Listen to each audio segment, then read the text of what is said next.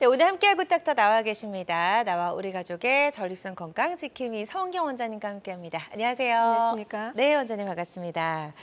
자, 전립선 질환, 이제 중년 남성들의 절반 이상이 겪고 있는 아주 이제 흔한 질환이 됐습니다. 그래서 삶의 질을 아주 크게 떨어뜨리고 있기 때문에 많은 이제 중년 남성분들이 고민이라고 하시더라고요.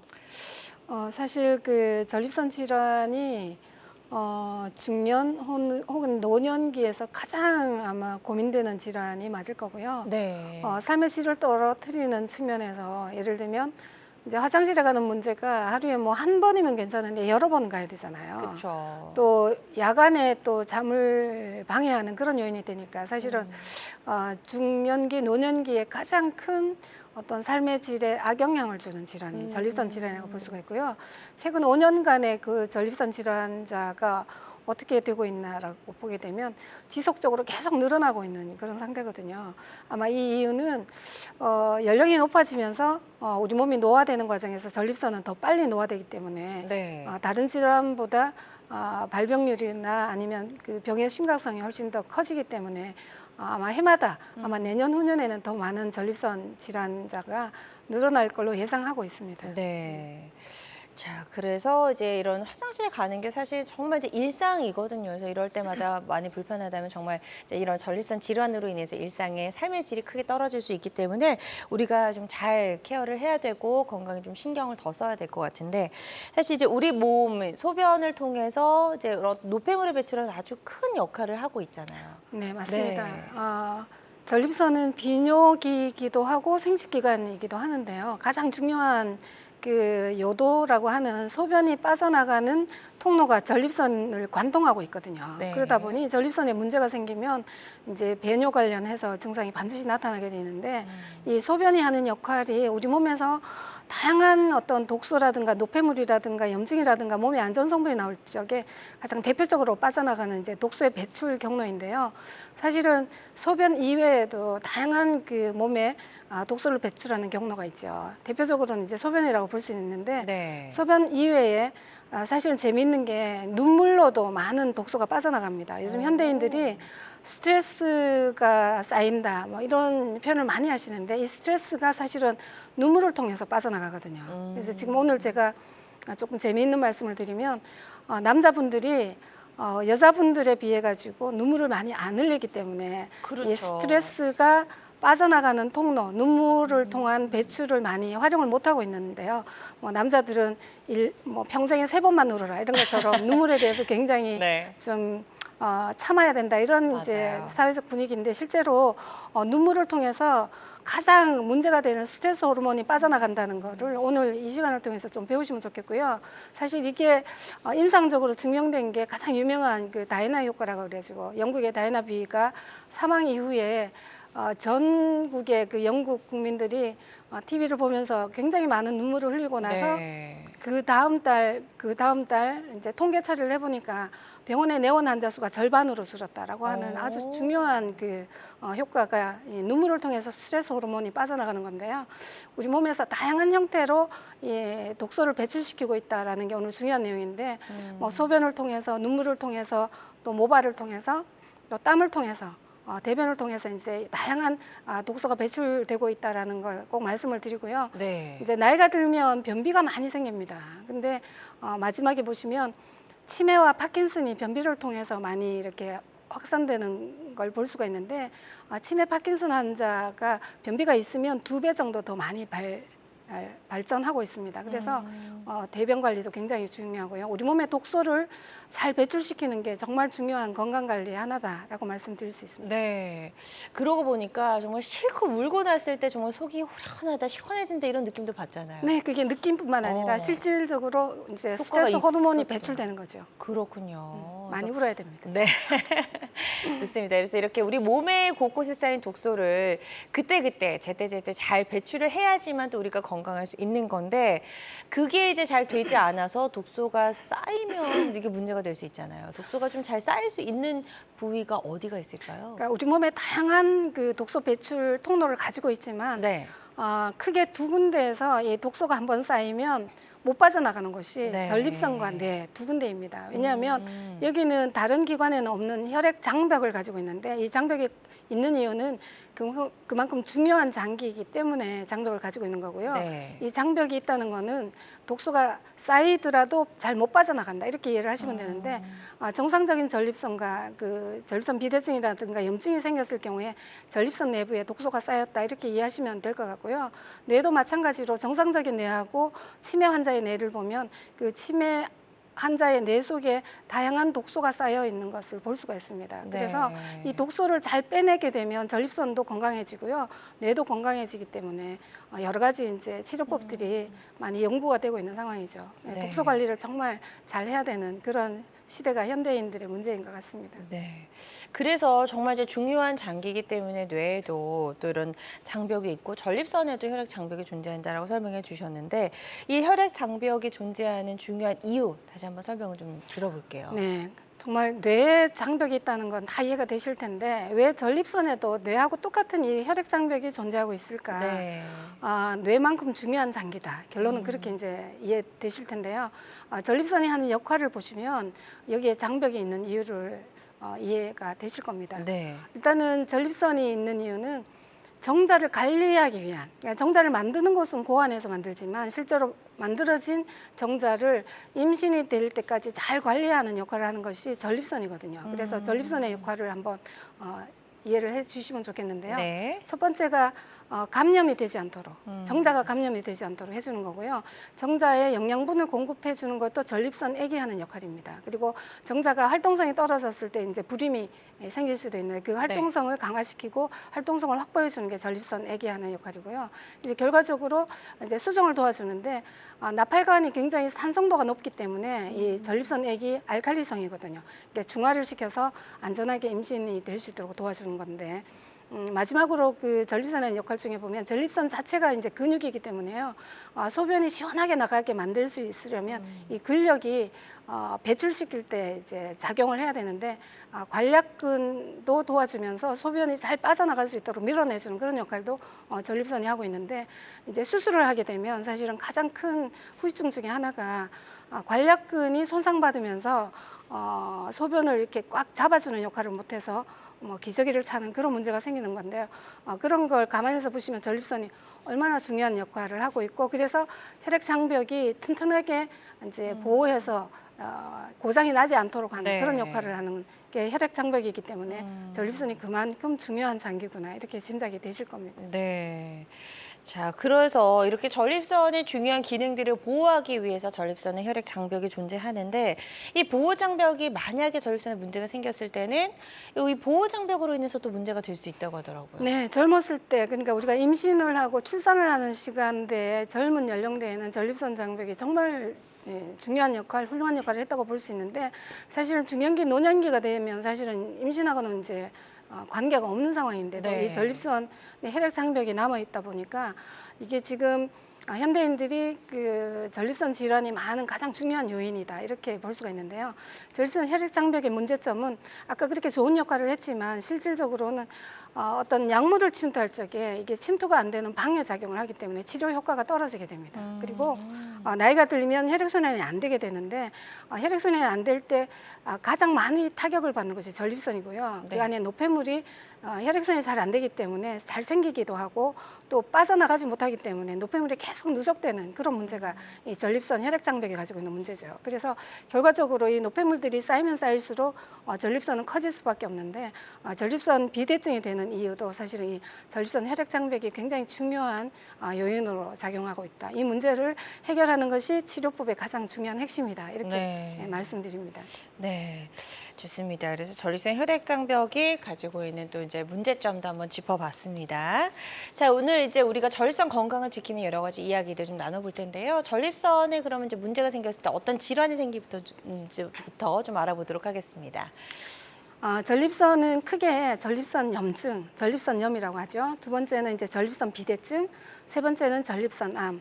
이게 이제 전립선에서 발생하는 3대 질환인데요. 네. 증상으로 구분을 꼭 하자면 사실 그 증상들이 조금 섞여 있긴 한데요. 전립선염이 만약에 생겼다라고 하게 되면 야간요, 빈뇨, 급박뇨와 함께 통증과 불쾌감, 이 통증과 불쾌감이 가장 중요한 전립선염의 대표 증상인데요. 네. 알 수 없는, 표현할 수 없는 이상한 뻐근한 우리함, 뭐 찌르는 듯한 굉장히 다양한 형태의 통증과 불쾌감이 생깁니다. 그리고 장소가 국한되지 않고 다양한 하복부, 뭐 고환, 뭐 허벅지 다양한 형태로 이런 불쾌감이 생기는 게 전립선염이 가지고 있는 특성이고요. 네. 전립선 비대증은 그만큼 커지기 때문에 요도가 좋아지면서 세뇨, 그러니까 소변 줄기가 점점점 약해지고요. 지연뇨라는 거는 소변이 처음에 시작할 적에 바로 소변이 나오지 않고 5초, 10초, 심지어 1분 이상 걸려서 이제 소변이 시작되는 그걸 지연뇨라고 하거든요. 그리고 이제 단열뇨라는 거는 소변이 쭉 연결돼서 나오지 않고 중간에 끊어졌다 또 나오고 끊어졌다 또 나오고 이걸 단절뇨라고 합니다. 그래서 엄격하게 염증과 비대증은 약간의 차이가 있다는 걸 좀 참고로 알아주시면 좋겠고요. 네. 전립선 암의 경우는 위의 증상들이 그러니까 배뇨 관련 증상들이 나타나면서 PSA 수치가 높기 때문에 혈액 검사를 통해 가지고 이 PSA 수치를 60대 이후에는 1년에 한 번씩 검사하도록 그렇게 권고되고 있는데 네. 이게 이 수치가 제로에 가까울수록 훨씬 더 안전하다 이렇게 보시면 되거든요. 그래서 전립선의 3대 질환이 사실은 그 혈액 순환이 잘 되면 찌꺼기가 쌓이지 않고 건강하게 유지되면서 이 세 가지 질환이 다 예방될 수 있다 이렇게 이해하시면 될 것 같습니다. 네, 그래서 남성분들은 이제 60대, 50대 이후에 60대 이후 분들이라면 전립선 건강을 지키기 위해서라도 좀 주기적으로 점검해 주시면 좋을 것 같다는 생각이 듭니다. 전립선의 3대 질환까지 저희가 좀 살펴봤고요. 성경 원장님과 함께하고 있습니다. 이런 환절기에 더욱더 신경을 써야 되는 전립선 건강 지키는 방법 알아보고 있습니다. 전립선 문제로 고생하고 계시거나 또 여러 가지 궁금한 점, 고민 있는 분들은요 상담 전화 주시면 좋을 것 같고요. 02-6677-0012번, 02-6677-0012번으로 전화 주시면 되겠습니다. 조금 직접 상담하시기가 좀 부담스러우신 분들은요 사연만 남겨주셔도 저희가 상담 도와드리니까요 부담 갖지 마시고 전화 주셔서 여러분의 고민과 궁금증 남겨주시면 좋을 것 같습니다. 사연 만나보도록 할게요. 지금 이제 60대 남성분께서 좀 전에 전화를 주셨어요. 남자분이시고 당연히 남자분이고 아파트 경비원이라고 하셨어요. 전립선 비대증 수술을 권유를 받으셨는데 후유증 때문에 지금 해야 될지 말아야 될지 고민입니다라고 하셨습니다.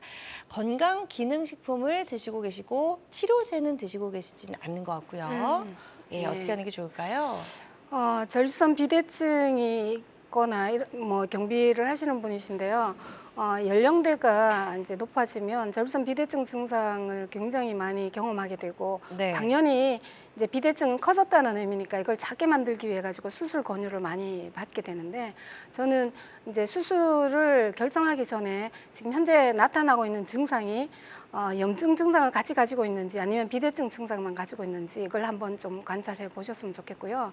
지금 그 건강기능식품을 드시는 거는 사실은 뭐 조금은 도움이 될지 모르지만 사실 큰 도움은 안 되는 게 일반적인 상황이기 때문에 저는 일단 권해드리고 싶은 것은 지금 그 증상이 안 나와 있는 상태거든요. 네. 증상을 보시게 되면 반드시 수술해야 되는 증상은 뭐 세뇨라든가 단절뇨라든가 이게 비대증에 관한 증상인데 야간뇨라든가 빈뇨를 겸하고 있다 그러면 사실은 이건 전립선만의 문제가 아니라 방광까지 지금 그 염증이 진행됐다 이렇게 보셔야 되거든요. 이런 경우는 수술을 해도 거의 효과를 못 보세요. 그러니까 전립선의 크기를 줄여서 좋아질 수 있는 증상이 아니기 때문에 지금 고민을 하신다 그러면 일단은 증상을 좀 자세히 분석을 한 다음에 정말 수술을 할 것인가에 대해서 한번 신중한 결정을 내려주셨으면 좋겠고요. 거기에 맞는 약도 식품만 드시지 말고 구체적인 뭐 양약이든 한약이든 한번 드셔보시면서 경과를 보시면서 수술을 결정을 내리시면 좋을 것 같습니다. 네, 좋습니다. 지금 상담해 주신 내용 바탕으로 치료 잘 받아보셨으면 좋겠고요. 또 다음 전화 주신 분의 사연 만나보도록 하겠습니다. 이번에는 50대 남성분이시고 전립선 염이 재발했습니다. 라고 남겨주셨어요. 약물 치료까지는 해보셨는데 이렇게 염증이 계속 이제 재발되는 것도 좀 불편하실 것 같아요.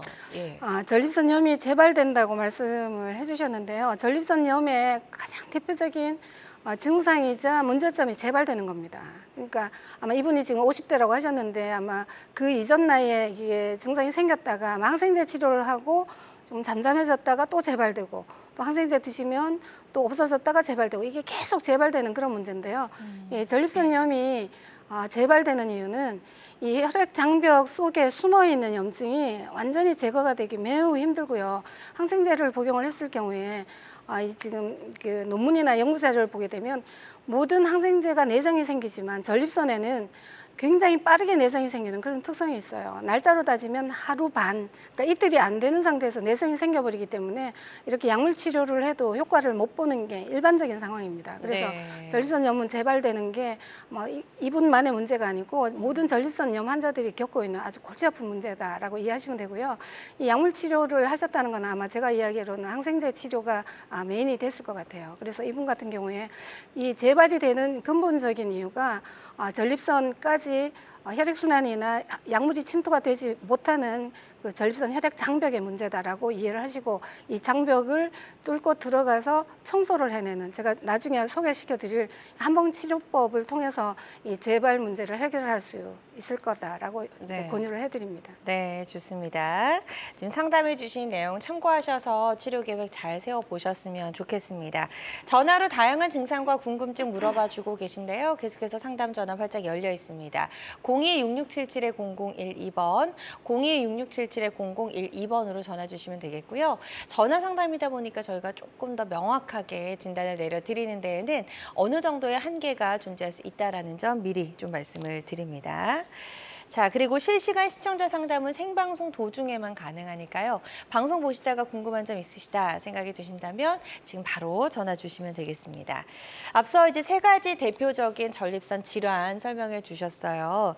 증상으로 이 세 가지 질환이 조금 구분이 가능한지 아니면 증상은 좀 비슷한지도 궁금해요.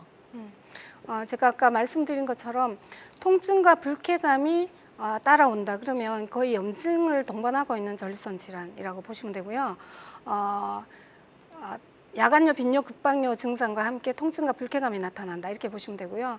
비대증 쪽으로 그러니까 요도가 좁아진 상태, 요도가 얼마나 좁아지느냐 하면 사실 이 요도가 굉장히 굵을 거라고도 다들 예상하시는데 이 굵기가 국수 한 가닥 정도밖에 안 되거든요. 굉장히 가는 장입니다. 그래서 비대증이 생기면 이 요도가 좁아지게 되면서 나타나는 증상들이 세뇨, 그러니까 소변 줄기가 약하다는 거고요. 지연뇨, 금방 소변이 안 나와요. 그다음에 잔뇨, 소변이 남아 있어서 마지막에 이게 마무리가 안 되기 때문에 기다렸다가 뭐 짜내거나 털어내거나 이렇게 해야 되는 그런 잔뇨, 점정뇨라고 하거든요. 이제 그런 증상들, 그다음에 끊어지는 증상, 소변이 끊어지는 거죠.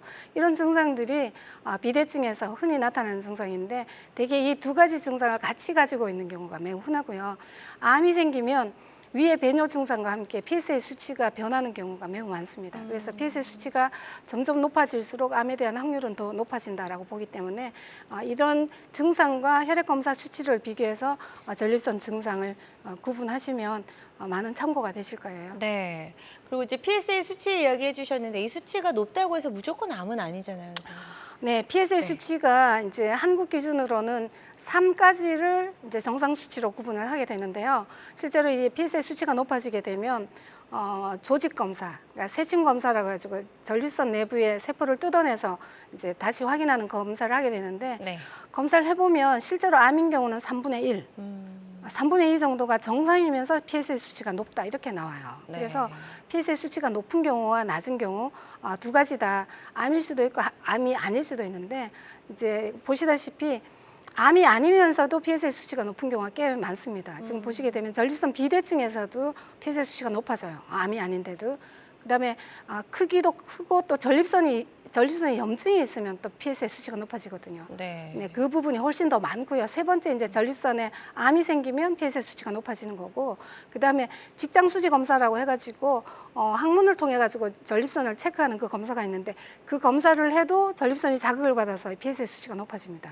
그리고 뭐 자전거 타기를 했다든가 이제 전립선이 이렇게 가까이서 이렇게 충격을 받는 거죠. 뭐 최근에 사정을 했다든가 이런 경우도 PSA 수치가 높아지기 때문에 이 수치가 높은 것만 가지고 이게 암이 아닐까 그렇게 크게 걱정하실 필요는 없을 것 같고요. 네. 반대로 수치가 떨어지는 경우도 있습니다.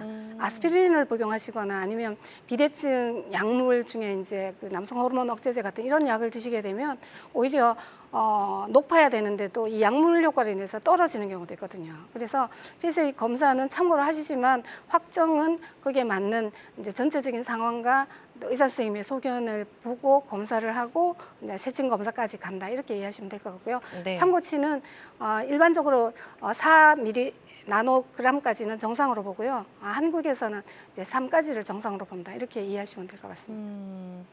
네, 좋습니다. 자, 이렇게 PSA 수치만 가지고는 또 이렇게 뭐 암이다라고는 우리가 단정 지을 수 없다라는 점도 좀 알아봤고요. 전립선 질환이 이제 좀 괴로운 이유가 여러 가지 불편한 다양한 증상들 때문인데 그 중에서도 이제 제일 괴롭다라고 말씀들 하시는 게 이제 밤에 화장실에 너무 자주 간다. 이거일 것 같아요. 네, 야간뇨가 사실은 그 전립선의 배뇨 증상의 불편 증상 중에서 가장 넘버1 차지합니다. 야간뇨만 없으면 다른 질환은 다른 증상은 나 참을 수가 있어.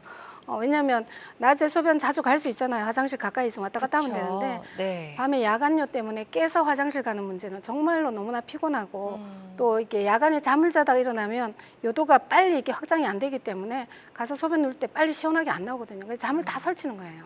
그래서 야간뇨가 가장 불편한 증상 중에 하나인데 두 가지로 나눌 수가 있습니다. 야간뇨의 네. 원인과 치료법을 제가 지금 안내를 해드리려고 하는데요. 소변 양이 어떠냐에 따라서 소변 양이 많으면은 사실은 신허성 야간뇨고요. 소변 양이 적으면서 야간뇨를 자꾸 보게 되면 염증성, 어혈성 야간뇨 이렇게 이제 볼 수가 있는데 신허성 야간뇨는 이 밤에는 소변이 농축이 돼서 400 내지 450 정도 이상 소변이 안 만들어져야 정상인데 네. 이게 굉장히 많이 만들어짐으로 인해 가지고 야간뇨가 생기는 경우거든요. 이런 경우는 소변이 잘 농축되도록 우리 몸의 신장 기능을 회복시켜 주는 게 굉장히 중요하다 이렇게 이해하시면 되고요. 어혈성 야간뇨는 소변량이 작아요. 작은데 자꾸 방광이 자극을 받아가지고 소변을 보고 싶은, 실제로 얼마나 돼서 이러면 종이컵으로 한 컵도 안 나와, 반 컵밖에 안 나와요. 이렇게 말씀을 하시는데요. 네. 이렇게 소변량이 적으면서 야간뇨가 생긴다는 것은 어혈성 야간뇨입니다. 그 안에 방광이나 전립선에 염증이나 어혈이 많기 때문에 생기는 야간뇨이기 때문에 이런 경우는 청소를 해서 어혈이나 염증을 빼내는 게 아주 중요하죠. 그래서 야간뇨, 똑같은 야간뇨라고 하더라도 증상이나 원인에 따라서 치료법이 달라진다고 볼 수가 있습니다. 네. 그래서 이 야간뇨는 사실 이제 그 원인에 따라서 치료법이 달라져야 된다라고 말씀을 해주셨고, 전립선 치료만 해서는 안 될 것 같다라는 생각도 좀 들어요. 이게 소변이다 보니까 방광하고도 좀 연결이 되어 있을 것 같고요. 네, 지금 이제 남성분들이 오셔가지고 전립선만 어떻게 뭐 수술한다, 그냥 결찰한다, 뭐 제거한다 이렇게 하면 야간뇨도 좋아지지 않나요? 라고 질문들 많이 하시는데 네. 사실은 여성분은 야간뇨, 빈뇨, 급박뇨 똑같은 증상이 있거든요. 그러니까 전립선하고는 관련 없는 방광 자체에서 오는 야간뇨, 빈뇨, 급박뇨라는 거를 그렇죠. 조금 인식하시고 나서요. 방광이 튼튼하면 튼튼할수록 야간뇨가 잘 안 생겨요. 방광은 그 삼중막이라고 해가지고 굉장히 튼튼하게 보호를 받고 있는 그런 장기인데 이 방광이 이렇게 약해지는 이유는 나이가 들면서 약해지는 것도 있고요. 소변 자체가 가지고 있는, 그러니까 소변이 예전에는 이게 무균 상태라고 했지만 지금은 이 소변이 다양한 균과 뭐 여러 가지 오염 물질을 가지고 있다라고 이제 내용이 바뀌었는데, 이런 그 물질들이 방광벽을 자극하면서 자꾸 약해지는 게 사실은 이 야간뇨의 원인이거든요. 네. 그래서 정상적인 그 방광벽을 가지고 있으면 야간뇨가 안 생길 텐데 저렇게 비정상적으로 패였거나 약해지면 소변이 지나가면서 자꾸 자극을 주기 때문에 야간뇨가 더 심해진다, 이렇게 보시면 되거든요. 그래서 전립선만 치료해서는 야간뇨, 빈뇨를 잘 해결할 수가 없습니다. 방광도 반드시 같이 치료해서 튼튼하게 젊은 시절의 방광으로 복구시켜주는 게 아주 중요한 치료법이라고 할 수 있습니다. 네, 좋습니다. 자, 환자들마다 치료 효과는 조금씩 다를 수가 있겠고요. 야간뇨 한방 치료는 다양한 이제 전립선 치료법 중에 하나라는 점 말씀을 드립니다. 그리고 모든 치료는 정확한 진단 후에 환자의 증상과 상태에 맞게 적절하게 선택을 해야 된다는 점 꼭 기억해 주시길 바랍니다. 자, 그리고 전립선 질환 중에서도 이 남성들의 국민병이라고 불리는 질환이 있다면서요? 남성들의 부인병? 국민병. 국민병. 네. 네네. 국민병이라고 불리면 하죠. 왜냐하면 50대에 50%, 60대에 60%, 70대에 70%, 연령대가 높아질수록 아마 이 전립선이 생기는 그 발병률이 엄청나게 비례해서 높아지기 때문에 국민병이라고 뭐 네. 이름 붙이는 건 너무나 당연한 거고요. 네. 이렇게 나이가 들수록 전립선에 문제가 생기는 이유는 전립선의 혈액장벽이다. 밑에 이제 원인은 혈액장벽이다. 제가 이제 그렇게 이제 표현을 하고 있는데요. 나이가 들면 노화로 인해 가지고 노폐물 생산량이 점점점 늘어나게 됩니다. 그리고 이 장벽으로 인해 가지고 노폐물 배출이 어렵기 때문에 못 빠져나가니까 이제 비대증이 될 수가 있고요. 이렇게 되면 이쪽 혈순환이 안 되니까 산소라든가 영양분이 들어올 수가 없어가지고 전립선 세포 입장에서는 자기의 그 세포를 먹여 살리기 위해 가지고 혈액을 많이 흡수시키기 위해 가지고 표면적을 키우게 되는 거거든요. 네. 그러면 뭐 5개 흡수할 수 있었는데 이렇게 커지면 10개를 흡수할 수 있다. 이런 이제 자구책인데요. 그러다 보니까 이제 비대증이 되는 거고요. 결국 나이가 많아진다는 것은 여러 가지 이유로 나이와 혈액순환 장애와 이런 혈액 장벽 때문에 계속 늘어나죠. 그래서 아마 연령대가 높으면서 나 전립선 괜찮아 이런 사람은 오히려 찾기 힘든 그런 내용이라고 보시면 됩니다. 네. 지금 도표 보시게 되면 똑같은 내용이지만 제가 조금 더 혈액순환이 안 되고 노폐물 축적이 되고 전립선에 산소가 부족해지고 세포가 살아남기 위해서 표면적을 키우고, 그러다 보면 이제 전립선 증식증, 이제 비대증을 의학 용어로는 전립선 증식증이라고 이야기를 하게 되거든요. 이렇게 되면 야간뇨라든가 빈뇨라든가 네. 세뇨, 지연뇨, 절박뇨 이런 증상들이 이제 나타나게 되는 겁니다. 네, 이런 증상들 때문에 전립선 비대증도 반드시 좀 치료가 필요한 그런 질환이다라는 생각이 듭니다. 자, 전립선 건강을 지키는 방법들 알아보고 있습니다. 방송 보고 계신 분들 중에서 혹시라도 고민이나 궁금한 점 있으시다면 02-6677-0012번, 02-6677-0012번으로 전화 주시면 될 것 같고요. 지금 이제 전화 하나 연결이 되어 있다고 해서 바로 연결해서 만나보도록 하겠습니다. 여보세요? 여보세요? 네, 안녕하세요. 반갑습니다. 네. 네, 전화 주신 분 연세 어떻게 되실까요? 저 51년생이니까 만으로 73살입니다. 네, 70대시고요. 지금 이제 어떻게 좀 불편하신지 여러 가지 증상들을 저희 서은경 원장님과 인사 나누시고요. 증상 설명해 주시면 되겠습니다. 네, 안녕하세요. 알겠습니다. 어떤 증상으로 많이 힘드세요? 네, 선생님 기회를 주셔서 감사합니다. 네, 네, 선생님 저는 한 40일 전에 네, 전립선 암 수술을 했습니다. 네, 네, 그래서 근데 한 40일 지났는데 지금 이제 많은 수술의 후유증은 많이 가라앉았는데 네, 제가 제일 지금 고민이 요실금 때문에 전화를 좀 드린 겁니다. 네, 그러니까 요실금이라는 게 정도가 그냥 제가 컨트롤할 수 있는 게 4만 몇 프로도 안 되는 것 같아요. 지 마음대로 나오니까 네. 밤이고 낮이고. 그래서 이거를 어떻게 하면 조금 좀 개선이 될 수 있나, 혹시 선생님께서 좀 말씀을 줄 수 있나, 그래서 그것 때문에 전화 좀 드렸습니다. 네.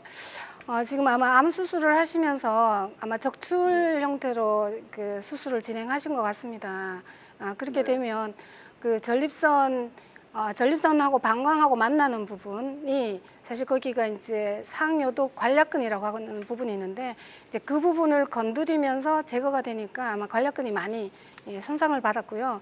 아마 시간이 지나면서 조금은 회복이 되겠지만 결국은 근력이 떨어졌다 이렇게 이해를 하시면 되세요. 그러니까 관략근의 근력이 떨어지게 되면 그 관략근이 오므렸다 펼쳤다 이렇게 하는 역할을 하게 되는데 그 부분이 아마 손상을 받은 이후로 이게 요실금 소변이 자기 의지와는 상관없이 소변이 생기면 점점점 흘러나오는 이제 그런 문제. 그래서 뭐 당분간 기저귀를 차는 그런 형태가 되실 텐데 아마 이게 자연적인 회복 기간이 3개월, 6개월 동안에는 어느 정도 회복이 되겠지만 사실은 근본적으로는 자연 회복이 아닌 근본적으로 적극적으로 회복을 하시려면 사실은 근력을 강화시키는 게 가장 중요하거든요.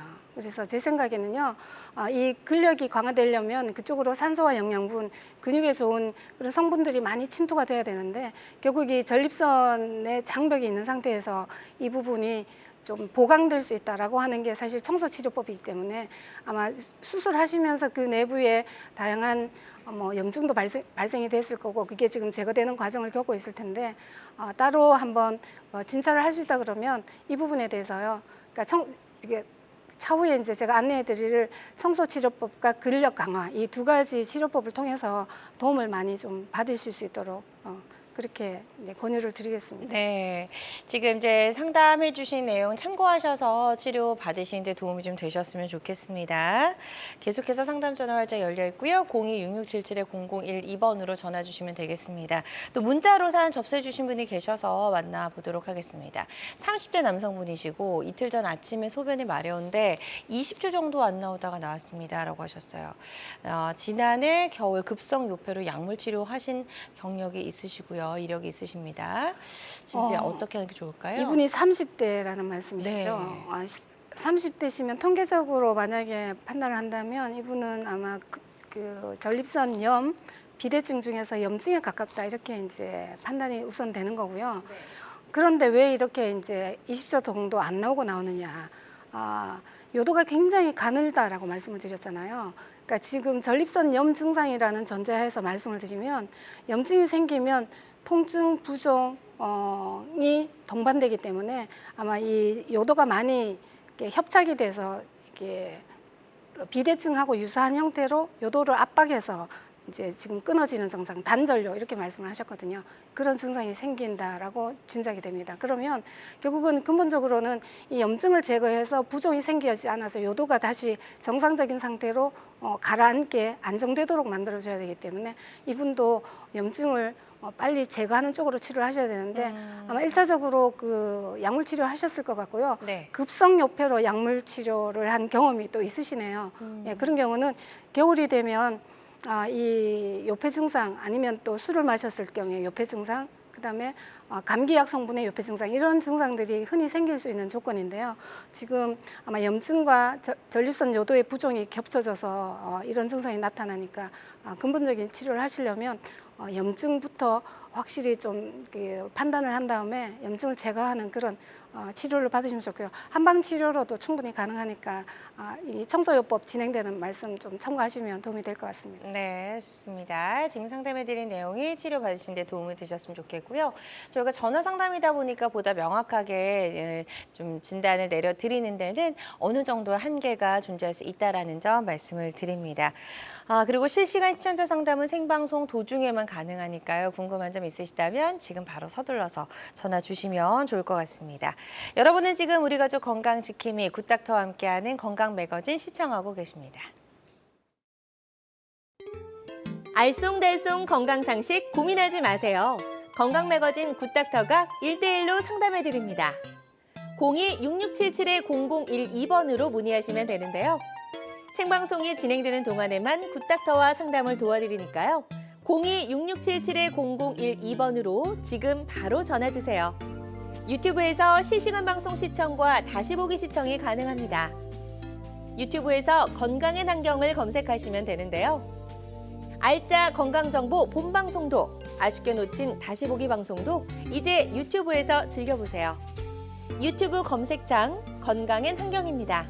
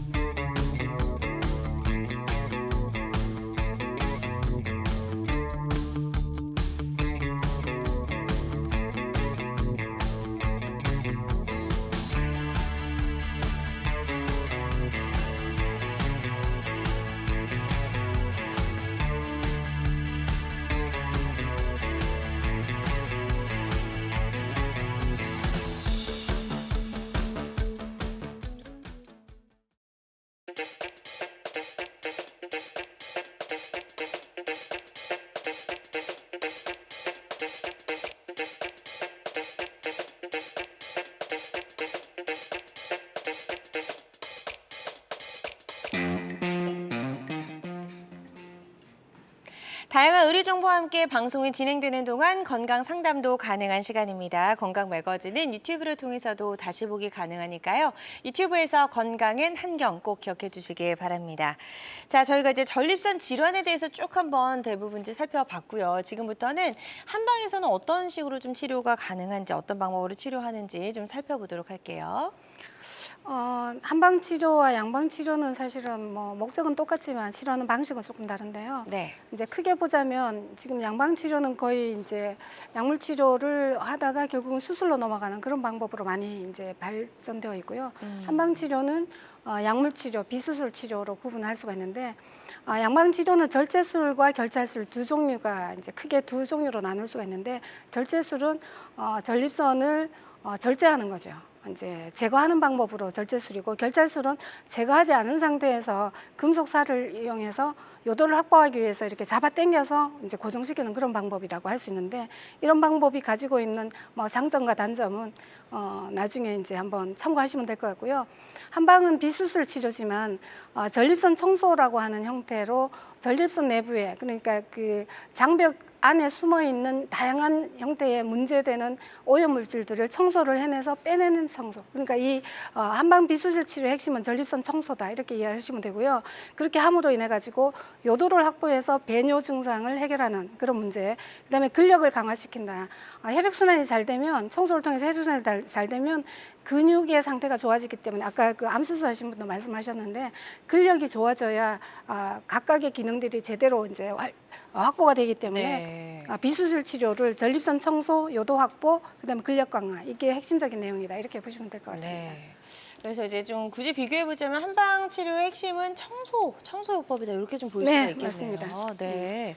자, 그래서 이제 어떤 식으로 청소가 되는지, 어떤 약재로 청소가 되는지 한번 그림 보면서 조금 더 설명 들어보도록 하겠습니다. 네. 네. 전립선의 그 혈액 장벽을 뚫고 들어가는 것이 사실은 가장 중요한 내용인데요. 뭐 양방이든 한방이든 이 혈액 장벽을 어떻게 뚫고 들어가느냐의 문제인데, 제가 넘겨야 되겠네요. 네. 지금 이 그림을 보시게 되면 네. 이렇게 왼쪽 그림은 전립선 내부에 이 찌꺼기들이 다양한 형태로 들어있는 모식도라고 보시면 되고요. 청소가 됐을 때 이 전립선이 이 오염 물질들이 다 빠져나갔다. 그러니까 어혈이라든가 염증이라든가 네. 이런 노폐물들이 빠져나가게 되면 정상화되는 그림 이렇게 볼 수가 있는데 다양한 약재를 통해 가지고 이 전립선 내에 노폐물을 청소해서 소변으로 배출시킵니다. 근데 이제 환자분들이 정말 소변으로 잘 배출이 되는지 어떻게 아느냐 그렇게 이제 그러니까요. 말씀을 해서 네. 제가 이제 사진을 준비를 해봤는데요. 이게 사실 이게 변기, 양변기라고 하잖아요. 물을 내리기 전 상태에서 네. 이렇게 소변을 보면 이런 찌꺼기들이 소변과 함께 같이 배출이 돼서 눈으로 확인할 수 있는 형태로 이런 것들이 같이 이제 배출되게 되는데 환자분이 많이 놀라세요. 와, 이런 것들이 정말 이 전립선 내부에 그동안 있었다는 말인가요? 예, 그렇게 이제 질문들 하시는데 네. 이 전립선 자체가 지방 조직이다 보니까요. 이렇게 나오는 노폐물들이 물에 녹지 않고 그대로 남아 있습니다. 그래서 내리기 전에는 이런 노폐물들이 정말 소변으로 배출됐다라는 걸 확인할 수 있으니까 네. 굉장히 신기한 치료법이라고 할 수 있죠. 그러네요. 네. 자, 이렇게 해서 한방에서 하는 이제 청소요법에 대해서 저희가 좀 설명을 들어봤고요. 환자들마다 치료 효과는 다를 수가 있겠습니다.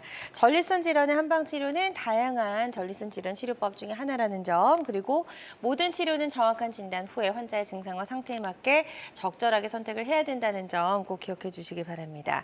서원경 원장님과 함께하고 있고요. 이 전립선 질환과 관련해서 여러 가지 고민, 궁금한 점 있으시다면 02-6677-0012번으로 전화 주셔서 직접 1대1로 상담을 좀 받아보셨으면 좋겠습니다. 지금부터는 비교적 예후가 좋았던 치료 사례들 저희가 하나씩 살펴보도록 하겠습니다. 한번 보시면서 나의 사례와는 어떻게 다른지, 어떤 방법으로 치료가 가능했는지 비교해 가면서 보셔도 좋을 것 같은데요. 64세 남성분의 사례입니다. 치료 전에 여러 가지 증상들이 좀 있으셨고요. 이분은 이제 그 전립선 청소라고 하는 이제 한방 치료를 받으신 분인데 이분이 가장 걱정되는 부분이 전립선 비대증이면서도 PSA 수치가 상당히 높았습니다. 네. 그래서 이제 그 세침 검사, 조직 검사를 자주 하셨는데요.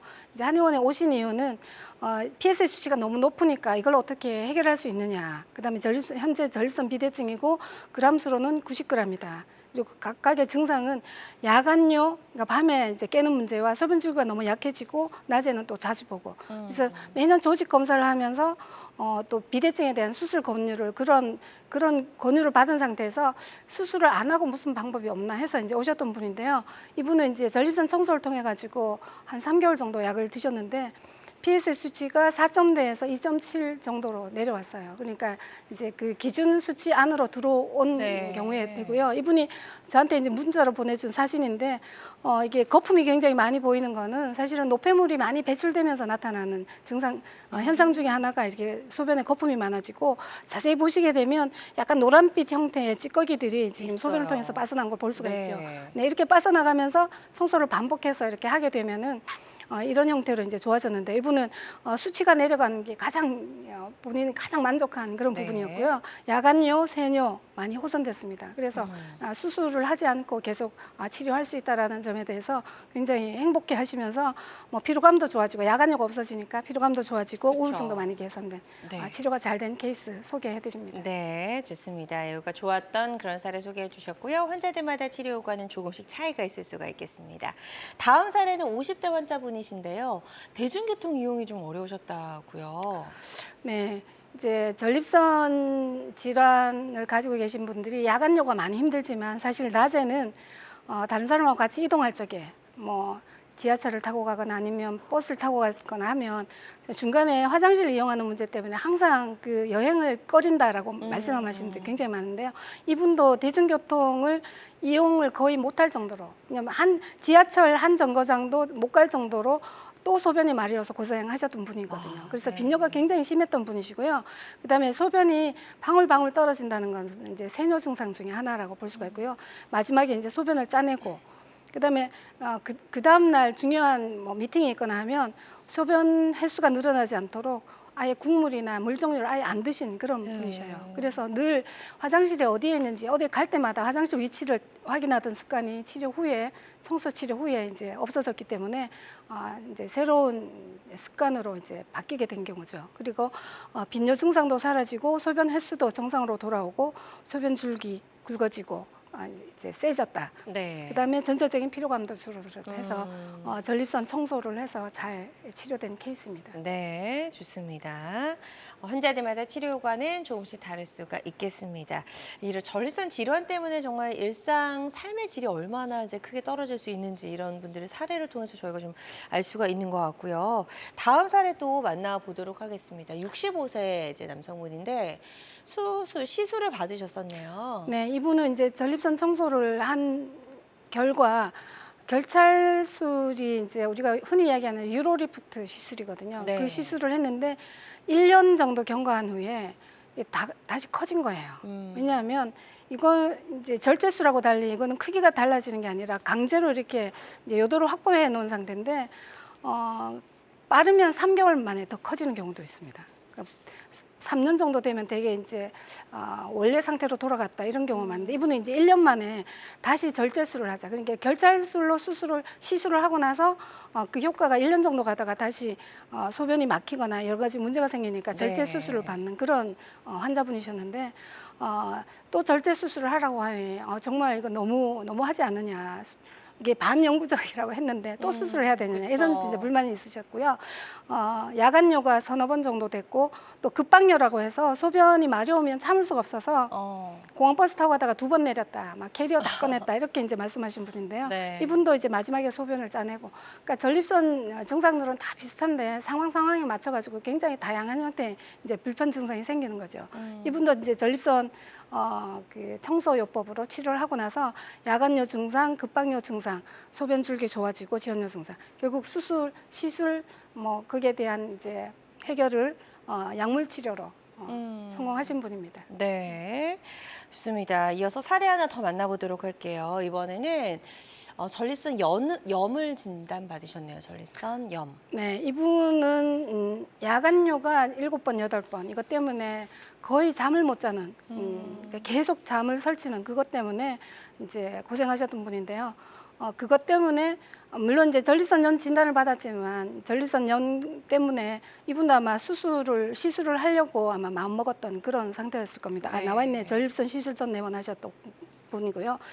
결국은 이제 만성 피로 진단도 받고 우울증도 있고 또 비뇨기과 약을 드셨는데 비뇨기과 약이 환자에 따라서 다양한 후유증과 부작용이 있기 때문에 그 치료를 어떻게든 해결해 보려고 시술을 하려고 한 상태에서 이제 내원하셨던 분인데요. 네네.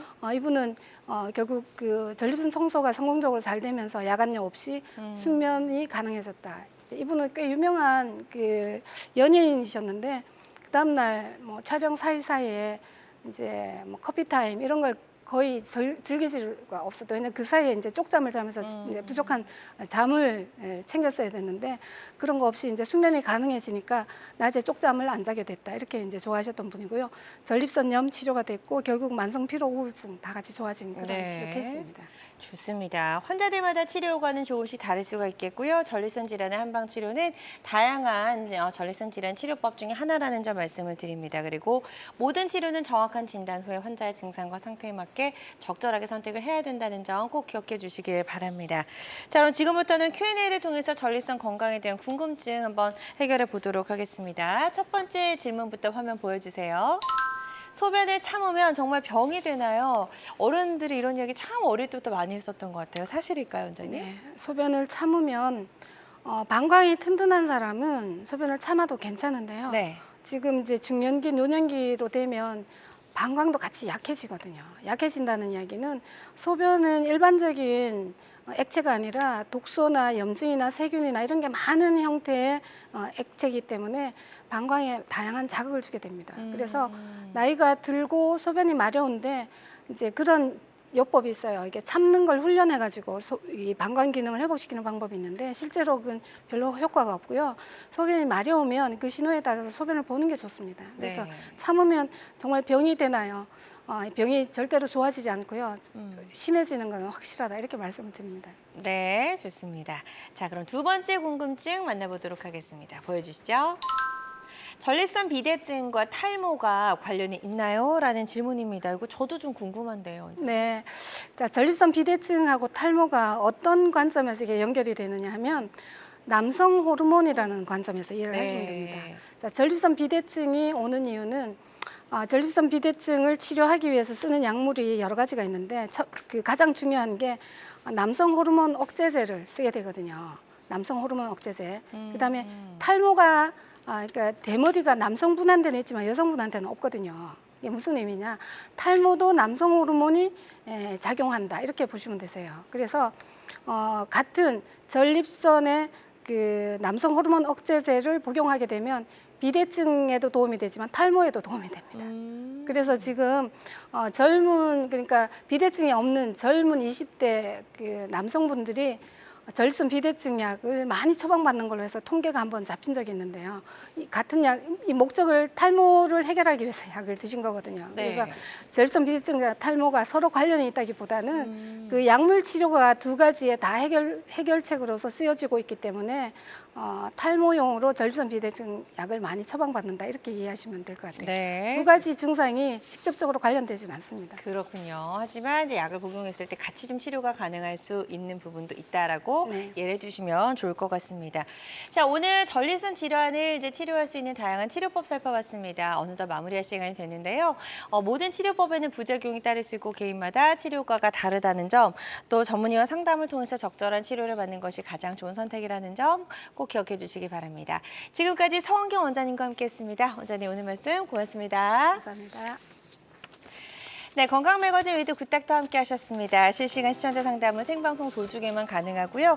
오늘 방송이 아쉬운 분들은 유튜브에서 다시 보기 가능합니다. 유튜브에서 건강의 안경 검색하시고 찾아와 주시면 좋을 것 같습니다. 함께 해주신 여러분 고맙습니다.